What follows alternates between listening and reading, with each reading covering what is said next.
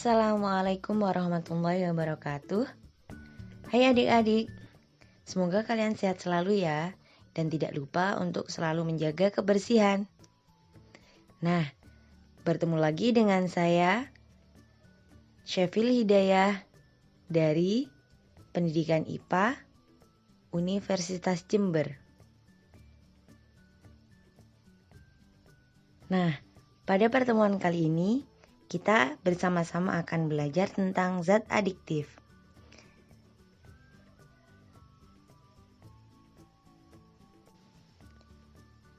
Sebelum memulai pelajaran, kita harus tahu nih apa tujuan pembelajaran pada hari ini. Tujuan pembelajaran hari ini ada 3. Yang pertama, siswa dapat membedakan jenis-jenis zat adiktif. Yang kedua, siswa dapat menjelaskan dampak penggunaan zat adiktif. Dan yang ketiga, siswa dapat menyebutkan upaya pencegahan diri dari narkoba.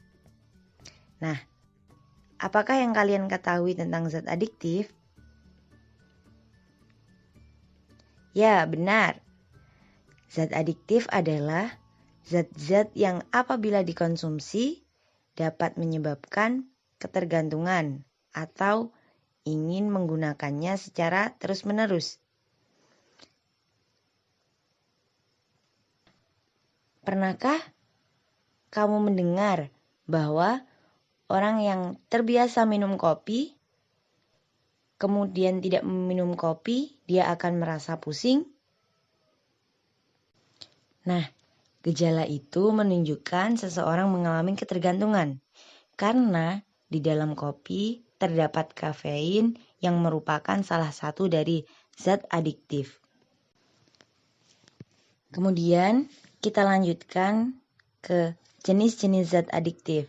Nah, jenis-jenis zat adiktif ini dibagi menjadi 3. Yang pertama adalah narkotika.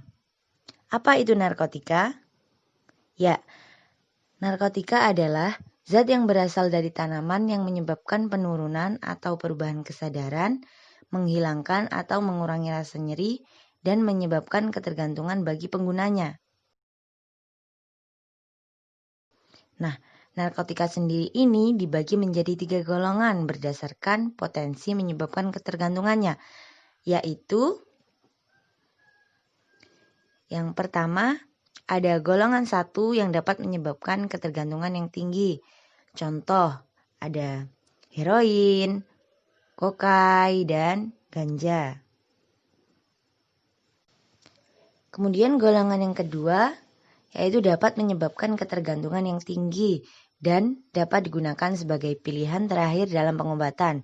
Contoh, ada morfin dan metadon. Kemudian, golongan yang yaitu berpotensi ringan dalam menyebabkan ketergantungan dan banyak digunakan sebagai pilihan terakhir dalam pengobatan. Contohnya ada kodein. Jenis zat adiktif yang kedua yaitu psikotropika. Psikotropika adalah obat-obat yang berkhasiat psikoaktif yang mempengaruhi mental dan perilaku seseorang. Misal nih, ada orang yang mengalami kesulitan tidur. Nah, bila dia meminum obat tidur, maka obat itu akan mempengaruhi dan menyebabkan dia tidur nyenyak. Psikotropika ini dikelompokkan menjadi 4 golongan berdasarkan potensi dalam menyebabkan ketergantungan. Golongan pertama berpotensi sangat kuat dalam menyebabkan ketergantungan dan tidak digunakan sebagai obat. Contoh, LSD atau lysergic acid diethylamide. Kemudian golongan 2 berpotensi kuat dalam menyebabkan ketergantungan dan sangat terbatas digunakan sebagai obat. Contoh, amfetamin, metafetamin, dan fenisiklidin. Golongan 3 berpotensi sedang dalam menyebabkan ketergantungan dan banyak digunakan sebagai obat. Contohnya ada pentobarbital dan flunitrazepam. Kemudian golongan yang terakhir yaitu golongan 4 berpotensi ringan dalam menyebabkan ketergantungan dan sangat luas digunakan sebagai obat.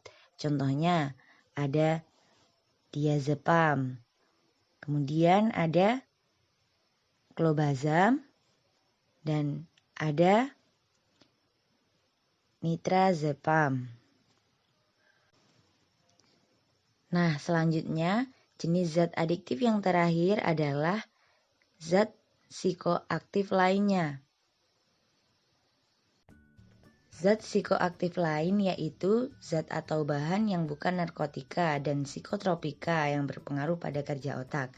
Yang sering disalahgunakan oleh manusia antara lain adalah kemudian ada nikotin yang terdapat pada daun tembakau yang digunakan sebagai bahan rokok. Kemudian ada kafein pada kopi, yaitu minuman penambah energi dan obat sakit kepala. Nah, selanjutnya, apa sajakah dampak penggunaan zat adiktif bagi kesehatan? Dampak penggunaan narkotika antara lain dampak jangka pendek dari inhalansia sendiri yaitu akan menyebabkan kematian mendadak akibat kekurangannya oksigen. Kemudian dia biasanya juga akan berhalusinasi dan memiliki persepsi yang salah. Sedangkan dampak jangka panjangnya yaitu akan mengalami kerusakan otak, paru-paru, ginjal dan jantung. Kemudian dampak jangka pendek dari orang yang mengkonsumsi alkohol yaitu dia akan mabuk, jalannya sempoyongan, dan menyebabkan keinginan untuk merusak. Sedangkan dampak jangka panjangnya yaitu dapat merusak hati, kelenjar getah lambung, dan rusaknya sistem syaraf. Kemudian yang terakhir yaitu ada dampak dari nikotin. Nah, nikotin ini berdampak akan menyempitkan paru-paru, akan menyempitkan pembuluh darah, akan menyebabkan penyakit jantung dan tekanan darah tinggi dan impotensi. Kemudian yang kedua, dampak penggunaan psikotropika. Dampak jangka pendek dari penggunaan sabu atau metamfetamin yaitu tidak tidur, kemudian terdapat rasa riang, perasaan melambung dan rasanya nyaman. Namun setelah itu akan timbul rasa tidak enak, murung, kemudian ada nafsu makan hilang dan badan pun akan menjadi gemetaran. Kemudian dampak jangka panjangnya yaitu orang ini akan mengalami kekurangan gizi, anemia, penyakit jantung, gangguan jiwa, bahkan kematian. Kemudian dampak jangka pendek dari nipam atau nitrazepam dengan dosis tinggi yaitu gangguan berbicara, gangguan persepsi, dan jalannya sempoyongan. Kemudian jika dosisnya ditambah lagi lebih tinggi, maka dia akan mengalami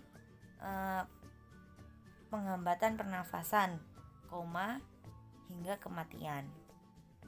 Dampak penggunaan zat psikoaktif lainnya.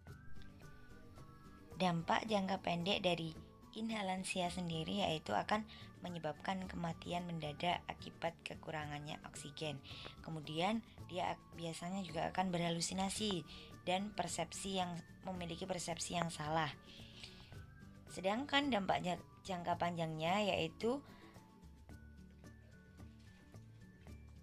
akan mengalami kerusakan otak, paru-paru, ginjal dan jantung. Kemudian dampak jangka pendek dari orang yang mengkonsumsi alkohol yaitu dia akan mabuk, jalannya sempoyongan, dan menyebabkan keinginan untuk merusak. Sedangkan dampak jangka panjangnya yaitu dapat merusak hati, kelenjar getah lambung, dan rusaknya sistem syaraf.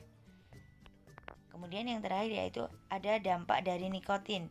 Nah, nikotin ini berdampak akan menyempitkan paru-paru, akan menyempitkan pembuluh darah, akan menyebabkan penyakit jantung dan tekanan darah tinggi dan impotensi. Upaya apa saja yang dapat kita lakukan untuk menjaga diri dari bahaya narkotika tersebut? Nah, yang pertama yaitu memperkuat iman dan takwa kepada Tuhan. Yang kedua, dengan mengenal diri dan menilai diri sendiri. Kemudian yang ketiga, ada meningkatkan harga diri. Yang keempat, ada meningkatkan rasa percaya diri. Yang kelima, terampil mengatasi masalah. Kemudian yang keenam, yaitu memilih pergaulan yang baik dan terampil menolak tawaran narkoba. Yang ketujuh, menerapkan pola hidup sehat. Yang kedelapan, melakukan kegiatan positif.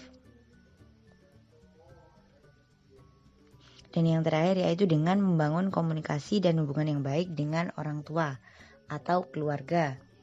Nah, dari penjelasan jenis-jenis zat adiktif apa saja, kemudian dampak yang ditimbulkan dari jenis zat adiktif itu sendiri, sampai pada upaya apa saja yang dapat kita lakukan agar terhindar dari bahaya tersebut, saya harap kalian semua paham dan dapat dicatat di buku sekolah masing-masing. Sekian dari saya. Wassalamualaikum warahmatullahi wabarakatuh. Thank you for watching. See you.